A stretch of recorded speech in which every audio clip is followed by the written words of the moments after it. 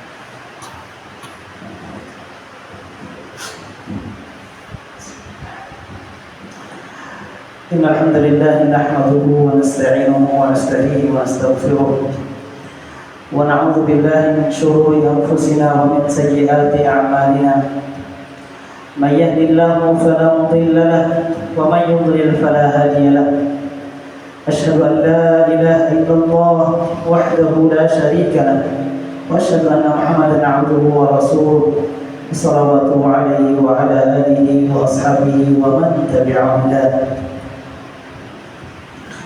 يا أيها الذين آمنوا اتقوا الله حق تقاته ولا تموتن إلا وأنتم مسلمون.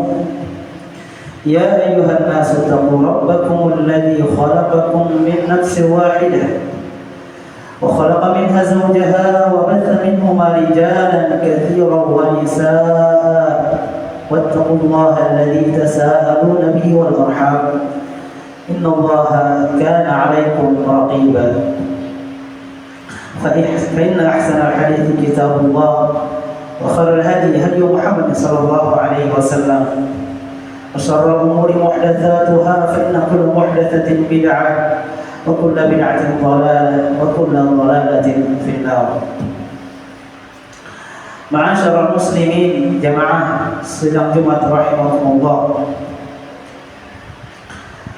Kehidupan kita di atas muka bumi ini tidak akan lepas dari yang namanya musibah. Tidak akan lepas dari yang namanya ujian. Yang ujian ini akan menimpa semua orang. Ia akan menimpa orang yang muda ataupun yang tua. Ia juga akan menimpa laki-laki maupun perempuan. ia juga akan menimpa orang miskin ataupun orang yang kaya, yang semuanya akan diuji oleh Allah Subhanahu wa taala. Ada yang diuji dengan kesehatannya, ditimpakan oleh Allah Subhanahu wa taala penyakit. Ada yang diuji dengan kehilangan orang dan yang dia cintai atau sesuatu yang dia sayangi. Ada yang diuji oleh Allah Subhanahu wa taala dengan kekurangan harta. Diuji dengan kemiskinan, ekonomi yang sulit. Ada yang diuji oleh Allah Subhanahu wa taala dengan pasangan hidupnya. Rumah tangganya tidak harmonis, tidak kunjung dikaruniai anak. Ada yang sudah Allah Subhanahu wa taala karuniakan anak kepada mereka, akan tetapi mereka diuji dengan anak yang tidak saleh. Mereka diuji oleh Allah Subhanahu wa taala dengan anak yang durhaka. Intinya, semua kita akan diuji oleh Allah Subhanahu wa taala, karena dunia ini adalah darul bala. Dunia ini adalah tempatnya musibah, tempatnya ujian. Ma'asyiral muslimin rahimani wa rahimakumullah. Kemudian harus kita sadari bahwasanya Allah Subhanahu wa taala menimpakan ujian bagi seorang hamba dengan dua tujuan. Yang pertama, agar Allah Subhanahu wa taala menggugurkan dosa dan kesalahannya. Dan yang kedua, agar Allah Subhanahu wa taala mengangkat derajatnya. Allah Subhanahu wa taala tinggikan derajatnya di sisi Allah. Yang pertama, tujuan Allah Subhanahu wa taala memberikan musibah ujian kepada seorang hamba adalah agar Allah gugurkan dosa dan kesalahannya. Allah Subhanahu wa taala berfirman di dalam Al-Qur'an, "Wa ma asabaka min sayyi'atin famin nafsik." Dan apa saja keburukan yang menimpa engkau, kata Allah, maka itu disebabkan karena dirimu sendiri, disebabkan karena dosa-dosa dirimu sendiri. Dan perlu kita ketahui, perlu kita ingat bahwasanya dosa dan maksiat yang telah kita lakukan sangat banyak. Bahkan ada dosa atau kesalahan yang kita lakukan berulang-ulang setiap harinya. Siang dan malam kita melakukan dosa. Allah Subhanahu wa taala berfirman di dalam hadis qudsi, "Innakum tukhti'una bil-laili wan-nahar wa ana aghfiru dzunuba jami'an." Sesungguhnya kalian, wahai anak Adam, berbuat dosa siang dan malam.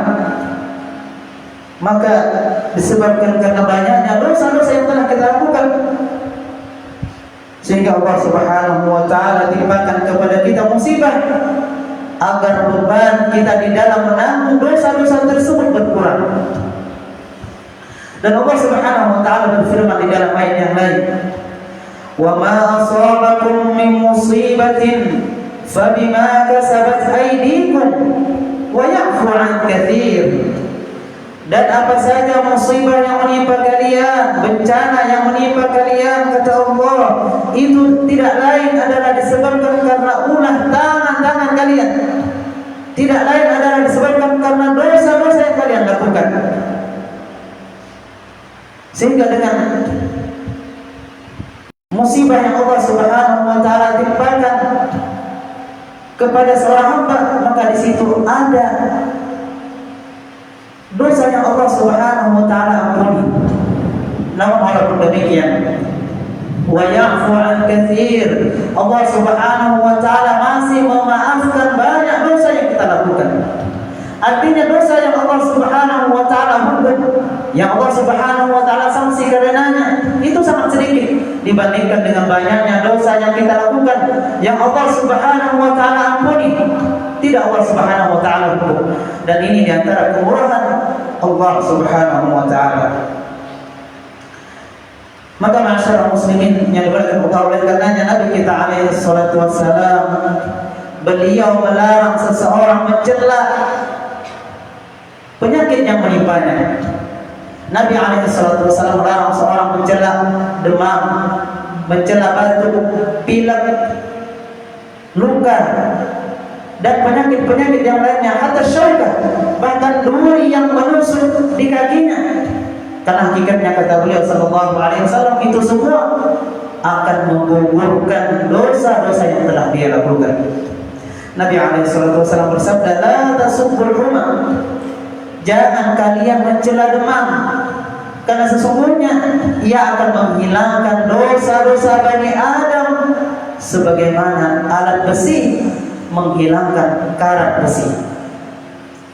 Maka masyarakat muslimin rahimani wa rahimakumullah, jadilah kita bahwa musibah yang menimpa kita saat ini, ujian yang menimpa kita saat ini, maka semua itu adalah tidak lain karena dosa-dosa yang telah kita lakukan yang begitu banyak, dan Allah Subhanahu wa taala ingin membersihkannya. Allah Subhanahu wa taala ingin mensucikannya, sehingga tatkala kita meninggalkan dunia ini, kita dalam keadaan bersih dari dosa dan kesalahan. Nabi alaihi salatu wasallam bersabda, "Idza aradallahu bi'abdihi khairan, 'ajjala lahu al-'uqubata fid dunya." Jika Allah Subhanahu wa taala menginginkan kebaikan bagi seorang hamba, maka Allah Subhanahu wa taala akan segerakan hukumannya di dunia. Wa ma yazalu al-bala' bil 'abdi hatta yamshi 'ala dhahri al-ardi wa laysa 'alayhi khati'ah. Dan senantiasa bala, musibah atau ujian itu bertubi-tubi menimpa seorang hamba sampai dia berjalan di atas muka bumi dalam keadaan tidak memiliki dosa sedikit pun. Artinya dosa-dosanya habis terkikis oleh banyaknya musibah yang menimpanya. Kemudian masyarakat muslimin yang dirahmati Allah, tujuan yang kedua dari musibah adalah untuk meninggikan derajat seorang hamba, untuk mengangkat derajat seorang hamba. Karenanya semakin tinggi keimanan seseorang, semakin tinggi ketakwaan seseorang, semakin soleh dia, maka akan semakin berat ujiannya. Oleh karenanya ketika Nabi alaihi wasallam ditanya siapa orang yang paling berat ujiannya, maka beliau sallallahu alaihi wasallam menjawab, "Asyaddun nasi bala'an al-anbiya, tsumma as-salihun, tsumma al-amsal fal-amsal." Siapa orang yang paling berat ujiannya? Maka beliau sallallahu alaihi wasallam menjawab, yang paling berat adalah para nabi, kemudian orang saleh, kemudian yang semisalnya dan yang semisalnya. Yubtala rajulun ala hasabi dinihi, seorang akan diuji berdasarkan kuat dan lemahnya keimanannya. Semakin kuat, maka semakin berat ujiannya. Maka masyaallah muslimin yang dimuliakan Allah, ini dia dua hikmah di balik ujian dan musibah yang Allah Subhanahu wa taala timpakan kepada seorang hamba. Oleh karenanya tatkala kita tertimpa musibah, maka hendaknya kita bertanya kepada diri kita sendiri, kita mengevaluasi apa sebabnya sehingga Allah Subhanahu wa taala menimpakan ujian, menimpakan musibah kepada kita. Apakah Allah Subhanahu wa taala menginginkan untuk menggugurkan dosa-dosa kita yang sudah terlalu banyak? Ataukah Allah Subhanahu wa taala ingin meninggikan derajat kita di sisi Allah Subhanahu wa taala? Dan yang jelas dan yang pasti adalah yang pertama, yaitu agar Allah Subhanahu wa taala menggugurkan dosa dan kesalahan kita. Karena kita ini tahu diri, kita ini sadar akan diri kita. Keimanan kita tidak sama dengan keimanan para nabi.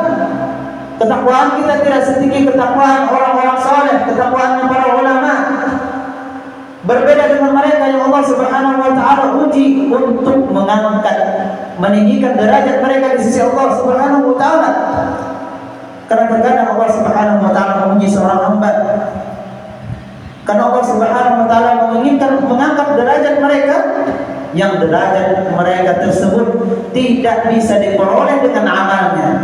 Sehingga Allah Subhanahu wa taala timpakan musibah demi musibah, sehingga kemudian imannya menjadi kuat dan pada akhirnya ia pun dapat mencapai tingkatan atau derajat yang diinginkan oleh Allah Subhanahu wa taala.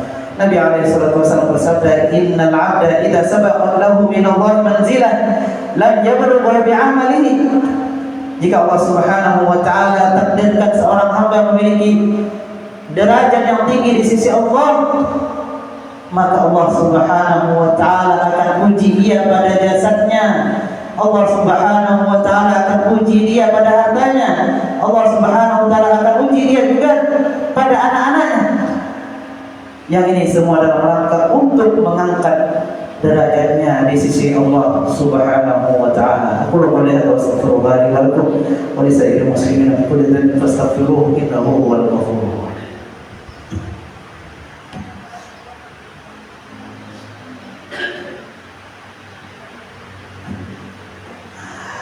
Alhamdulillahi wa kafa wa salatan wa salaman ala ibadihi alladhina istafa wa ala alihi wa ashabihi wa man iktafa. Ma'asyiral muslimin yang muliakan Allah, musibah yang menimpa seorang terkadang dia bisa menggugurkan dosa sekaligus juga bisa mengangkat derajatnya. Dalam satu musibah bisa menggugurkan dosa sekaligus juga bisa mengangkat derajatnya di sisi Allah Subhanahu wa taala. Kapan itu terjadi? Yaitu tatkala seorang hamba dia sabar terhadap musibah yang menimpanya, ia pun sadar bahwasanya tidak ada suatu musibah pun yang menimpa seorang hamba melainkan di situ ada hikmah, ada kebaikan yang Allah Subhanahu wa taala inginkan. Akan tetapi tatkala seorang hamba tidak sabar akan musibah, terhadap musibah yang menimpanya, bahkan ia meronta-ronta, bahkan ia pun marah-marah, maka ia tidak akan mendapatkan hikmah di balik musibah tersebut. Dosa-dosanya tidak akan diampuni oleh Allah dan juga dia tidak akan diangkat derajatnya di sisi Allah. Bahkan sebaliknya, derajatnya akan semakin dihinakan oleh Allah Subhanahu wa taala. Innallaha wa malaikatahu yusholluna 'alan nabi. Ya ayyuhalladzina amanu shallu 'alaihi wa sallimu taslima. Allahumma shalli 'ala Muhammad wa 'ala ali Muhammad kama shallaita 'ala Ibrahim wa 'ala ali Ibrahim. Wa barik 'ala Muhammad wa 'ala ali Muhammad kama barakta 'ala Ibrahim wa 'ala ali Ibrahim innaka Hamidum Majid. Allahumma ighfir lil muslimin wal muslimat wal mu'minin wal mu'minat al ahya' minhum wal amwat innaka samii'un qariibun mujibud da'wat. Allahumma inna nas'aluka al-huda wat tuqa wal 'afaf wal ghina. Allahumma inna nas'aluka min al-khairi kulli 'ajilihi wa ajilihi ma 'alimna minhu wa ma lam na'lam wa na'udzu bika min asy-syarri kulli 'ajilihi wa ajilihi ma 'alimna minhu wa ma lam na'lam. Allahumma ansur ikhwanal muslimin fi kulli makan. Allahumma ansur ikhwanal mujahidin fi Filistin. Allahumma ansur ikhwanal mujahidin fi kulli zaman wa fi kulli makan. ربنا آتنا في الدنيا حسنة وفي الآخرة حسنة وقنا عذاب النار. ربنا تقبل منا إنك أنت السميع العليم. تب علينا إنك أنت التواب الرحيم. صلى الله على نبينا محمد وعلى آله وصحبه وسلم.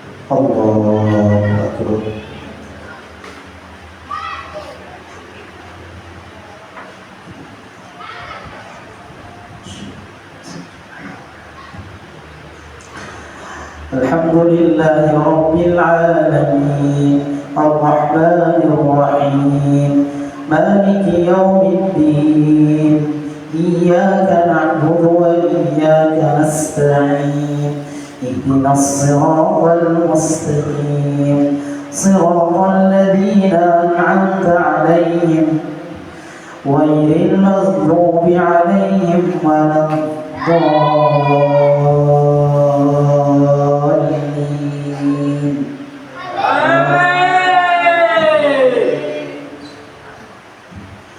سبح اسم ربك الأعلى الذي خلق فسوى والذي قدر فهدى والذي أخرج المرعى فجعله غثاء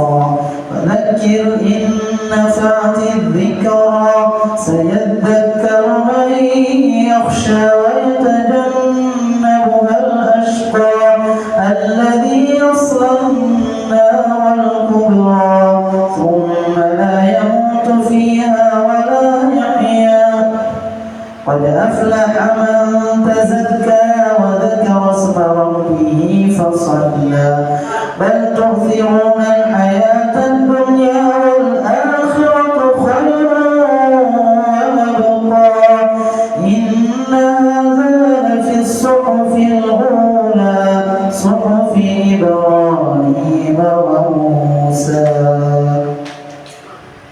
الله أكبر.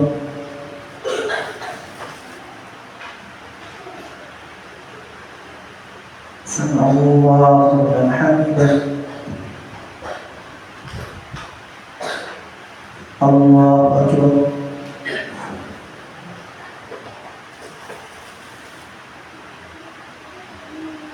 الله أكبر.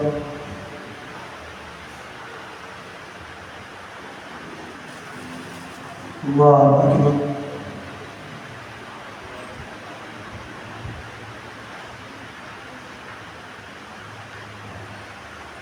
الله أكبر.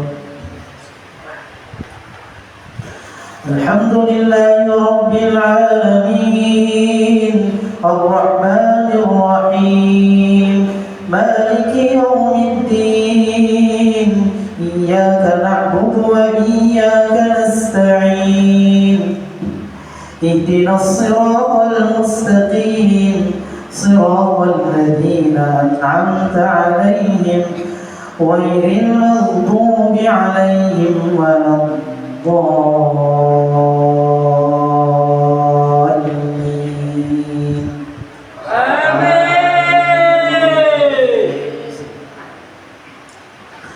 والتين والزيتون وطور سينين وهذا البلد الأمين لقد خلقنا الإنسان في أحسن تقويم ثم رددناه أسفل سافلين إلا الذين آمنوا وعملوا الصالحات فلهم أجر غير ممنون فما يكذبك بعد بالدين أليس الله بأحكم الحاكمين. الله أكبر.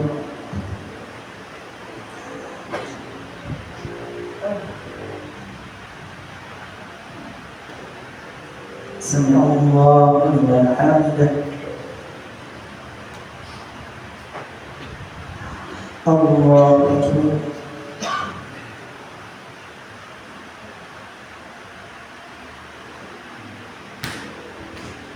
الله أكبر.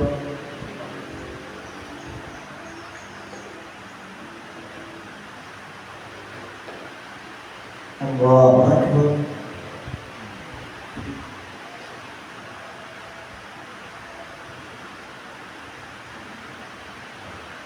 الله أكبر.